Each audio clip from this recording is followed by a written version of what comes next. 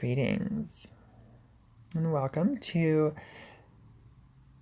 the first part of our Gene Keys readings for this episode of 1320 Time Stream.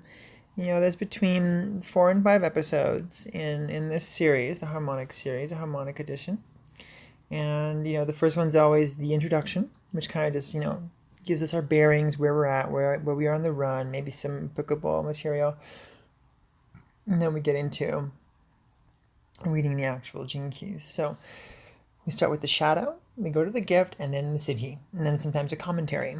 And the way, we can take a look at this is on the first day, which is today, we kind of embody and take a look at the shadow aspects, the next day, the gift aspects, and the next day after that, the siddhi, the siddhic aspects. And then after that, you're kind of just in your own flow. And in a similar way, you could say it's like input, store, process, output, and matrix, the 5 time cells. Just in a similar kind of like, it's kind of similar in the way that we're kind of allowing this to unfold in us. And then on that last day, it's kind of like our own, and we're looking at it in a more unified function. And in that same respect, all of these energies are currently happening all the time and don't need to specifically be, this is just that day. Like the first day is always the shadow and it can only be that way. No, these are kind of like personal intentional meditations to allow the part of our awareness that can isolate these frequency bandwidths within us, because this is all reflections of our own hyperdimensional holographic genetic kind of architecture. And in this way, there are like very specific harmonic compartmentalizations. And these compartmentalizations, our body, like our mind, may not be very logically attuned, because what we have been kind of like force attuned to, we've been, indoctrinated into attuning our minds to be more comfortable with a different type of framework and recognition syntax. But all of our inner being that we can't necessarily give such a profound logic to is already attuned to all this. And so our body and our mind, as we allow them to work on these levels, it will allow these aspects to surface. And so if we're like, okay, I just want to be aware of it generally, I want to be aware of it, one thing each day, I want to do both, then that will kind of send off like an electromagnetic organization signal. And that electromagnetic organization signal will then start to become the experience of you recognizing how this shows up for you, how you can witness yourself inside of the actual paradigm. Okay, so let's get to it. Grace under pressure, which is, what's this? Take a quick look here. Well, look at that. This one starts with an introduction. It's not even the shadow yet. So let's get this introduction. Let's get this introduction going. The sweetness of suffering. The 64 gene keys represent the seeds of a brand new synthesis coming into this world. It is important to clarify here that it is not the knowledge of the gene keys themselves that is new, but their revelation together as a complete matrix of the human evolutionary program. Each gene key is a portal to an encyclopedia of timeless knowledge and wisdom. Deep contemplation and meditation on the gene keys will open up a new world to you. There is no question that cannot be answered by them, since all the answers are inside you. Furthermore, as you enter the higher frequency of the gene keys, the questions themselves begin to drop away, and the higher states reveal themselves from within your very own DNA. At this stage in your evolution, the knowledge itself ceases to hold any real interest, and you see it as nothing more than a bridge that you can now discard. This is reflected in the Buddha's own timeless words. My teaching is a raft whereon men may reach the far shore. The sad fact is that so many mistake the raft for the shore. And yes, I do think there is actually a very different specification between how men and women embark on their path of growth. I don't feel this is the reason I'm saying this is for this single reason. I don't think this is the big conversation for this video, and I'll actually speak on this, is that in many ways, through life. I know there's a lot of feminine beings who are like, hey, why is it men this, men this, men that? And then we try to, add the women in there and do this equality thing. In some aspects, it's important to do that. It's important to do that because we're sharing this journey. The other aspect that I find it's not important to do that because men and women evolve differently. And so a lot of the kind of what I call enlightened doctrine, which is the fundamental way that people embody their enlightenment and the indoctrination which inspires people to witness those paths, is fundamentally different. While men's energy is actually more about reformulating the mind because it exists as a projective state. Man's embodiment slash internalized state is far underdeveloped compared to a female's. A female's existential proportion and her energetic embodiment priority is in a completely different scale. And so the fundamental properties of being able to initiate one's own personal and collective evolution are going to come through exciting different features of one's more eternal alignments. So that is to say that a lot of these teachings are in fact really only for men. And so when we actually come into my teaching as a raft whereon men may reach the far shore, this really may not be teachings for women, straight up. And so it's actually not that, women are being excluded. It's that men actually have a harder time becoming enlightened. Men have a natural inheritance towards conflict and separation. Men have a natural inheritance towards their own self-destruction, whereas women do not. Women, for all intents and purposes, are born enlightened. Now, whether or not this is, truly have an upheaval, or, if this bothers you, I'm not going to apologize, but it's not meant to. It is definitely aimed at bringing some illumination towards some of the natural propensities of what we would be if we were truly left to be as we are. The entirety of our civilization currently is in the ends of a patriarchy, which is essentially a fully masculine program, projective, kind of regime. And, maybe I should really, do what I can to measure my words.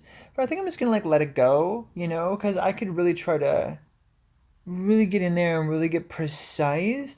But I feel the general point is there, right? This can be a very touchy subject, and this can be alluding to a whole bunch of other stuff, like how we measure our perception, how we measure our words, how we show up with our dream, how we cast that dream by how we speak. The reason I'm just kind of saying it the way it is because there's still a wound that has to be healed. And even though there may be some frequencies who have made the leap and are no longer part of this historical paradigm, I feel it's still good to put an emphasis and a gravity on the, hey, a shift is required. If we as a sustainable paradigm of whole peoples are going to live in that new paradigm together, some of these things need to be taken into account. And ultimately what I would bring reference towards is that the trouble that men have brought to this world and the level of responsibility men have to take to reshape their psyches, to connect with their hearts, to open up their inner wombs and their inner receptive areas of their physical and energetic bodies, to allow these energies to flow through them. I really just want to put that there. This is a natural fundamentality for women. In the Toltec teaching practices, which were my foundation as a child, one of the things that was stated a lot of times in those books, and this is the reason why there was different specifications for the male and female teachings of the energy body, is one of the things it was used to say is women get this easily. It comes naturally to women. I've seen that throughout my life. This isn't just something that is book read. But for people who need to be convinced by texts and books, this is ultimately a masculine thing because they need what's in their minds to happen before their senses can catch up. The good majority of women are different. The moment they sense something, they allow that. The mind is secondary to the vibrational sense body. The mind ultimately is really not important. And so a lot of our identity paradigm, which is considered male or yang, this projective mental identity paradigm, it has little to no relevance in the big picture. It's a fabrication. And that's what we're dissolving currently, is that mental fabrication. And this is why these systems become important, because they're bringing a correct architecture to the mind. And so if the mind as a projective faculty is the go-to for any type of, oh, what's going on? Well, let's tag into our mind. Our mind must be able to teach us. Well, we got to make sure that our mind is organized properly. It's oriented properly. So that if the mind is oriented properly, then the rest of the architecture of the energy body and the emotional body and the physical body are not going to be bent out of shape by the pressure of the mind. They're going to be allowed to be as they are naturally, and they will actually be inspired to be more natural because the mind is in its proper structuring. And that's what this entire practice and entire process is in fact about. We're in the midst of this transformation right now. That being said, zero insult is being given to people. Please don't take this personally, but I can't really help if you do. The message has to be shared. Okay? It's time for those guys to step up. It's just that simple. Now let's continue. The sad fact is that so many mistake the raft for the shore. The 22nd gene key is special within the overall matrix of the 64 gene keys, containing a highly specific teaching and powerful transmission.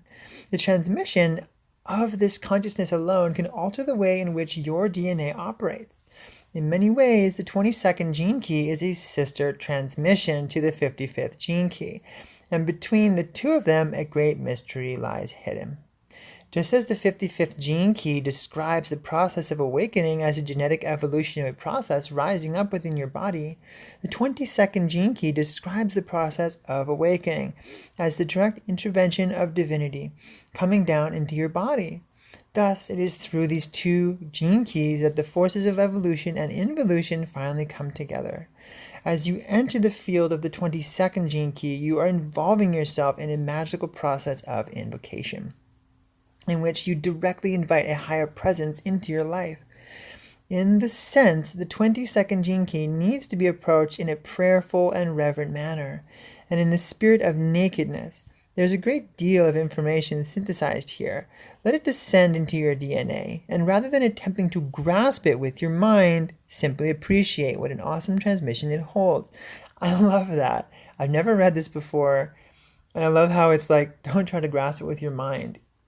The teachings and the wisdoms that I'm just channeling and naturally sharing based upon what I've received are most of the time identical with what's being expressed in these books. And that makes me feel good because it allows me to check back into where I am in the wholeness of my kind of like whole picture, or what I would call like a fifth dimensional attunement, and just feel really good about the space that I'm holding when it comes to how this is being offered as a safe, sturdy, and sustainable platform for that interdimensional being that you are, that we are together, to form itself, to go through its formative years. We're like a birthing child right now.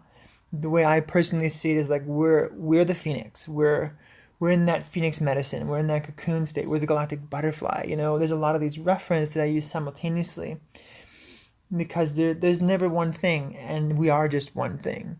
And there's so many different ways that it's seen because it's this expressive radiant art feature. Now we find ourselves as the, leading and compartmental role, right? So today's just one of those days where I really have to share, what comes up for me in respect to this. Because like you, I'm a person that is, just participating in this. And Yeah, anyway. The subject of the 22nd gene key is the true meaning of suffering. As you begin to contemplate the suffering in your own life, you'll perhaps come to see what an incredible blessing it holds. This simple and sweet realization can and will transform your life. Welcome to the embrace of the Great Mother.